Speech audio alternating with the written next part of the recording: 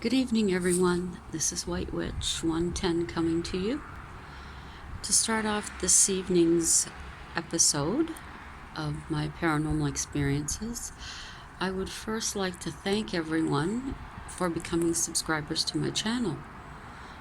I was shocked this afternoon at work when I took a peek at my YouTube channel and realized that I have 100 subscribers. I couldn't believe it. But I would like to thank each of you who has subscribed and found something interesting in my channel. I hope I can continue to give you content that'll keep bringing you back. Now, the first happening I'm going to tell you about tonight is from the University of Toronto. A friend of mine back in the day was attending the U of T, and she had to go sign up for some classes, asked me if I wanted to go along and see the campus. I agreed. I said sure, so I went with her. She signed up for the classes she wanted, and she decided, okay, well, let's go this way and we'll take a look. We were walking through the one building. We passed one set of doors. I got a chill. We kept walking, and we're gonna exit through another door. And I said to her, there's supposed to be doors here that are haunted. And she turned around and said, yeah, back there. It happened to be the doors that we passed when I got the chill. I asked her if we could go back. I wanted to see the mark on the door. She said no. What had happened, or so the story goes, is that two of the gentlemen that were working on the building of the university got into a fight over a woman. And apparently the knife or the axe mark is still on the door. I guess it's about 160 years later. The gentleman was killed. And then apparently when there was a fire at the university, when people were rummaging through what was left of it, they found a skeleton, it is said, in a shaft. Pretty scary. The next is from Mackenzie House. Now, Mackenzie King, whom I will be mentioning later, I don't think I've mentioned him yet. This gentleman that I'm going to be speaking of was his grandfather. So, William Lyon Mackenzie. He was one of the mayors of Toronto. I'm not sure if he was the first one, no. His home is still in Toronto, and it is a tourist spot. It is also, I believe, on the Haunted Walk of Toronto. And in my day, it was a place that your school would take you for a field trip. But this happened later in my life. I was there on a tour. We're walking through, enjoying the tour, seeing the home after I hadn't seen it in so many years. We ascended the stairs up into a room at the front of the house. Now, once I got into the room, I started to have problems breathing. Come to find out that this room was Mackenzie's bedroom, and it was where he had passed away. Now, once I came out of the room, I was fine. My breathing wasn't labored at all. Years later, there was a program called Ghost Trackers, where they would take teenage kids and send them into a haunted space or building, and they were to perform an investigation. And it was all on rating who did the best investigation, and then they would move on to another episode. So this one that I caught of Mackenzie House, the person that was investigating was up in his room and also started to have problems breathing. So for me, that verified my feeling and that there actually was something there. Now there was a time, I'm not sure if it still is the same way, where people at Mackenzie House did not want to speak about the spirit there, and in some cases would even deny that anything had ever happened. So it's quite possible at another time, since I do have some stories on that house, that I could read them for you.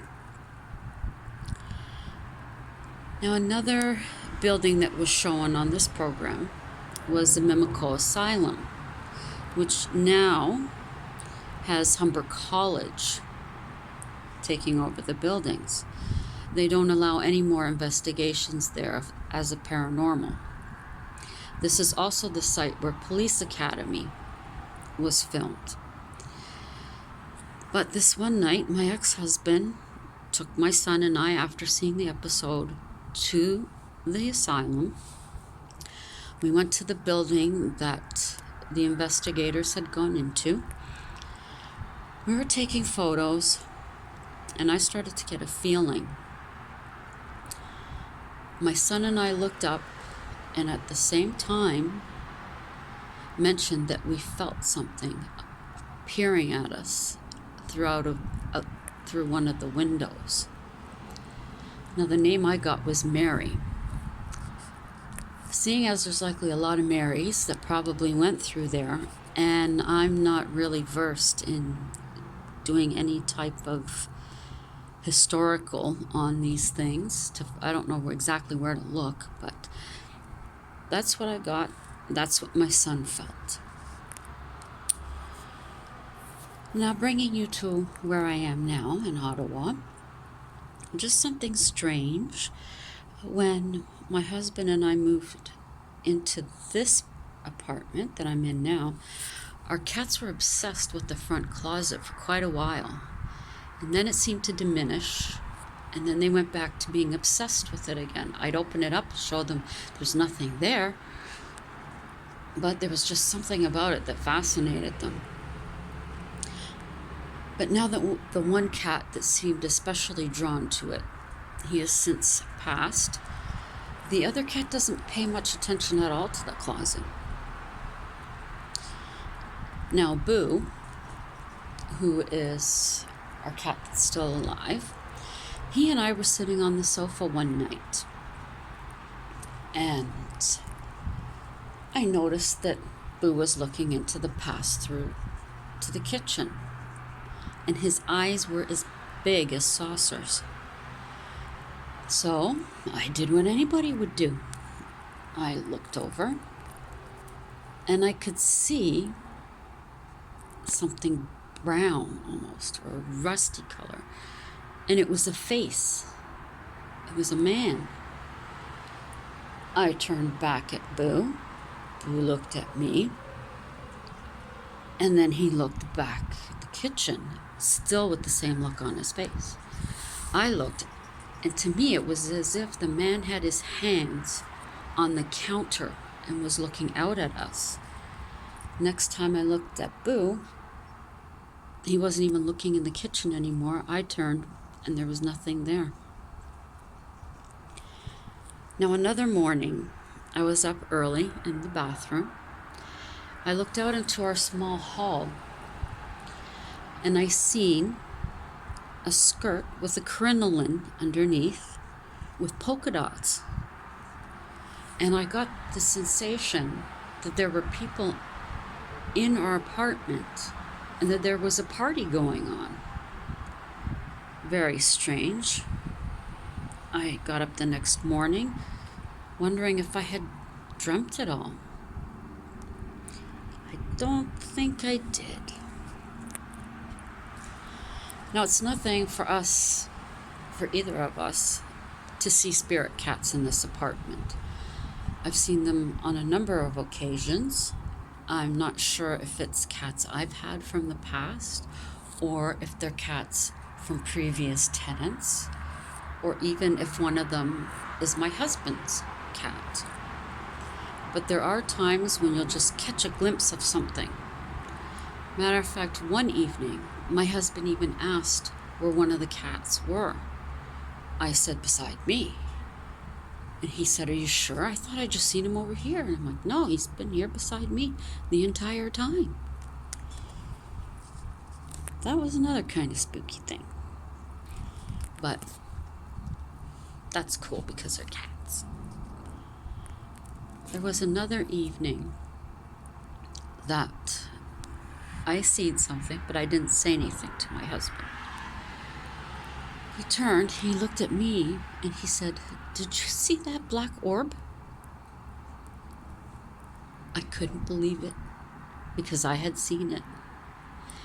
It came from our balcony door, about halfway through the apartment, disappeared. That made him extremely nervous. Another more current thing that had happened to me is in bed early one morning, I felt almost like a slap on my arm.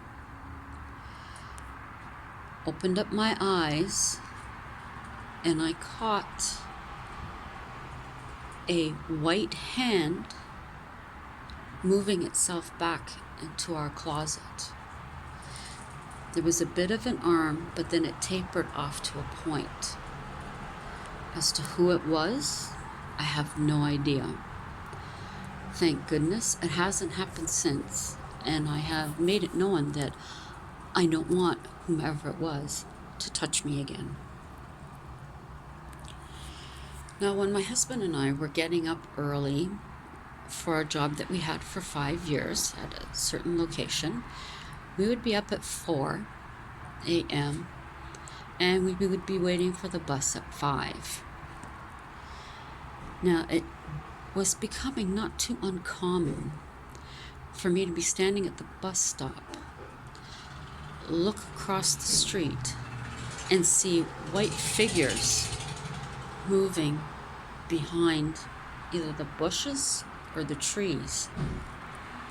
This happened 2, 3, 4 times. I can't even remember what time of the year it was. But at first it was a little unsettling. But then I just thought, well, they're doing what they did when they were here. Nothing to be afraid about. So that's a few things that have happened while we've been here. There was another incident when I don't think we had been living here very long. And at that time, we were sleeping on a pull-out sofa in the living room. And I remember looking at the end of the bed, looking towards the balcony, and seeing a black figure there, just like a mist. And then closed my eyes, and when I looked again, it was gone. I had also had, it was really strange. This, I'm really not sure if I was awake or if I was asleep. But it was as if someone had put the sheet that we had over us around me and was lifting me up off the bed. And it's as if I woke up, looked down, see my husband there, and then they realized I was awake and they let me drop back onto the bed. That was very unnerving at the time. That's that for tonight. I believe in my next episode I will be talking about William Lyon Mackenzie's grandson, William Mackenzie King. And I'll be telling you about his estate and stuff that's happened there. I'll be mentioning the hostel here in Ottawa, and also happenings from Upper Canada Village. Now this evening, I would like to give a shout out to Urban Works, and Works is with a Z. That is formerly Urban Paranormal, but Keith has now changed it to Urban Works, again with a Z at the end of Works. It is paranormal. It is videos about his family. It is also videos. I watched one of a wedding that he had filmed, and I found it quite interesting how many things were the same and how some things were different from weddings here in Canada. He is a great guy. His content is aces.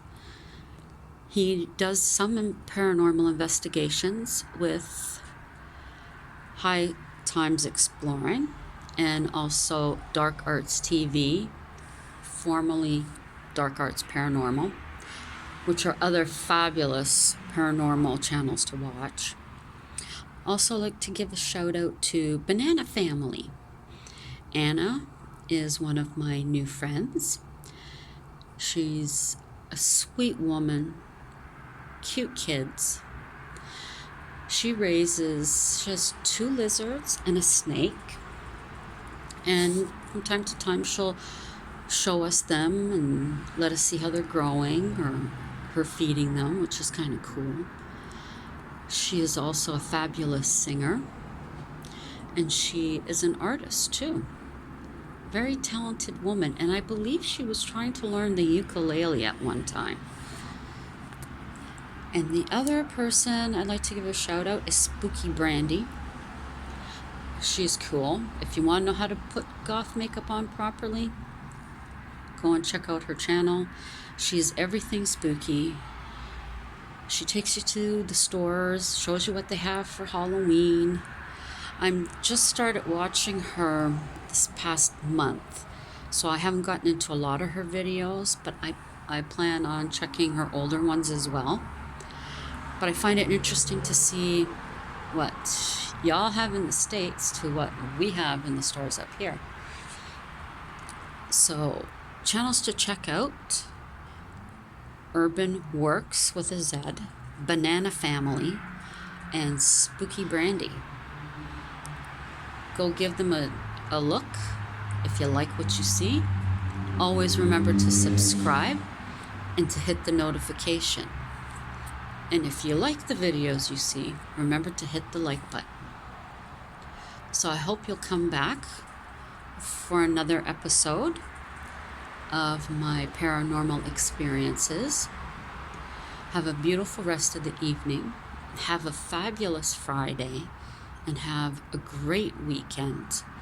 Hopefully where you are, the weather will still feel like summer. We have summer in the middle of the day. Morning's cold, evening's cold. Though tonight it's not too bad. I'll take you away from the stall there for a second. So it's just a bit of clouds up there. There's the half moon. We'll have a full moon on the 14th, which is next week. Very much looking forward to that. Oh, you can even see the star. In the city, as everyone knows, it's hard to see stars. We see lots of planes. That's one coming. Now, so there's a little peek. Once again, thank you. Check out my friend Keith, my friend Anna, and Brandy. And hope to see you here again. Ciao for now.